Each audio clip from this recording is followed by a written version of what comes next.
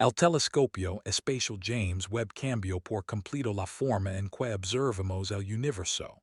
Pero, en este caso, no solo nos dio una imagen hermosa o un dato curioso. Nos dio una advertencia.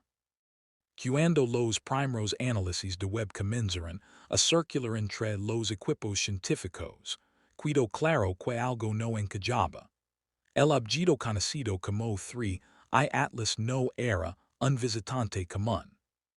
Su trayectoria, su velocidad y su comportamiento químico lo separaban de todo lo que habíamos visto antes.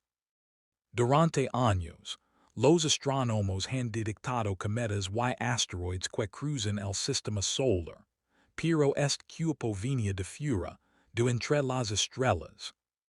Y lo hacha siguiendo un camino inquietamente preciso.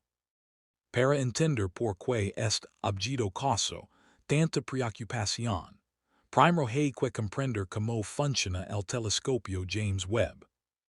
A diferencia de otros telescopios que observan principalmente en luz visible, Webb ve el universo en infrarrojo.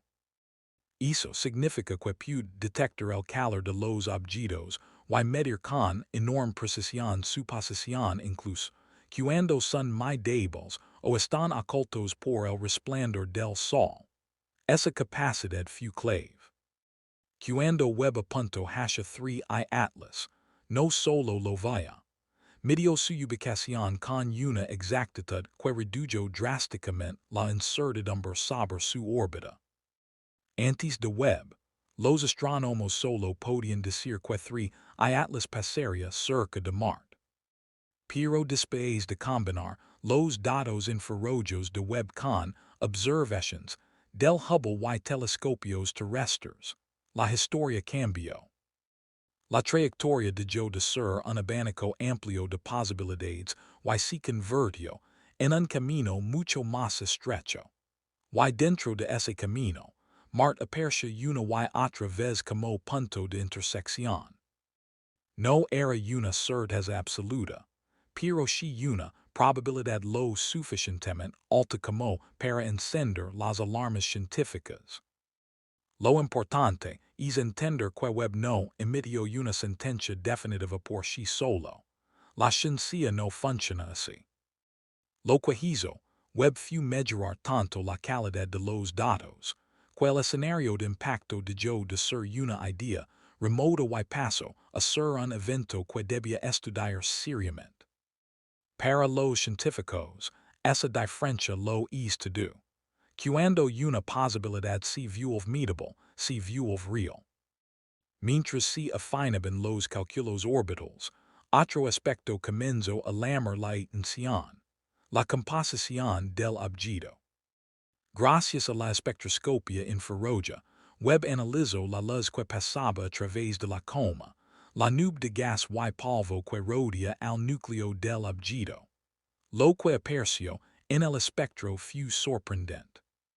En lugar de una señal fuerte de agua, típica de la mayoría de los cometas, 3I Atlas mostraba grandes cantidades de dióxido de carbono y monóxido de carbono. El agua estaba presente, pero en proporciones inusualmente bajas. Este patrón químico no encajaba con la idea de un cometa clásico formado en las regiones frías de un sistema planetario. Además, se detectaron átomos metálicos en el gas, especialmente níquel, en una proporción que desconcertó a los investigadores. Normalmente, el níquel y el hierro aparecen juntos en proporciones relativamente estables. Aquí no. El níquel destacaba, mientras que el hierro era más débil de lo esperado. Esa combinación hizo que algunos científicos se preguntaran si el objeto podría tener un origen más parecido al de un fragmento planetario que al de un simple cuerpo helado. A medida que se acumulaban los datos, surgieron más rarezas. La luminosidad del objeto no aumentaba de forma gradual, como ocurre normalmente cuando un cometa se acerca al Sol. En cambio, mostraba pulsos, aumentos repentinos de brillo, seguidos de periodos de calma. Webb y otros telescopios detectaron un ritmo repetitivo, como si el objeto estuviera emitiendo energía o reflejando luz de manera periódica. Ese patrón regular despertó muchas preguntas. ¿Era rotación, era actividad interna, o algo más complejo? Las observaciones desde Marte resultaron fundamentals. Varias naves orbitando el planeta rojo fueron reprogramadas para observar el objeto desde otro ángulo. Esto es importante porque ver un cuerpo desde diferentes posiciones permite calcular su distancia y trayectoria con mucha mayor precisión.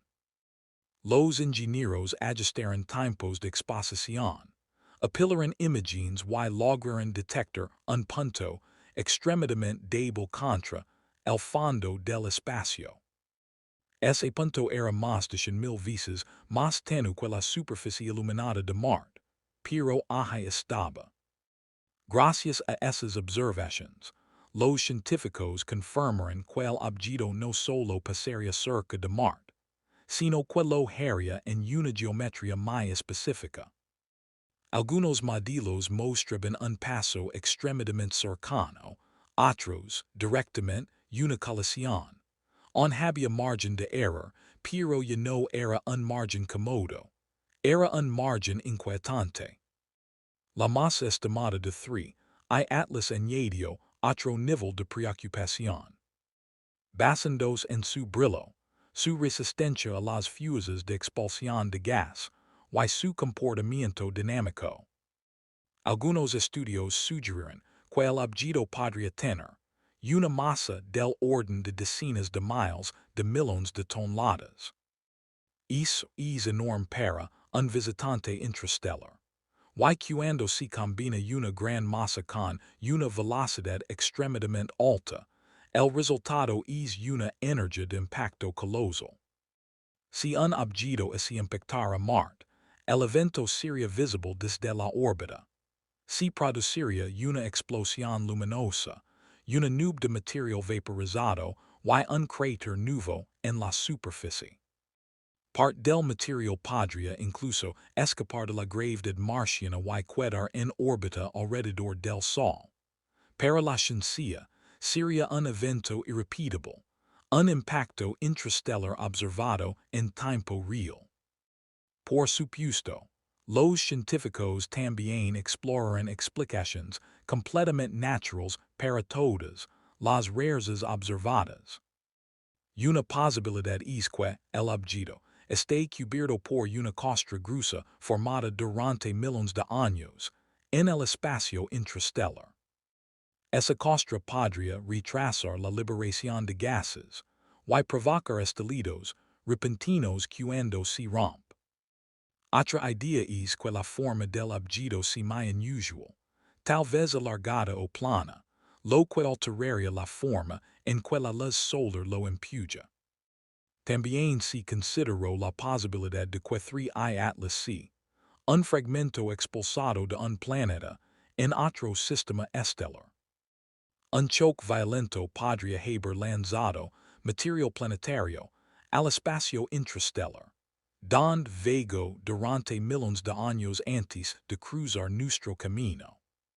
Esa hipótesis explicaría la presencia de metals, la química rica en CO2 y el comportamiento extraño del polvo. Algunos investigadores mencionaron ideas más especulativas, pero la mayoría fue muy clara en algo. No hay evidencia directa de que el objeto sea artificial.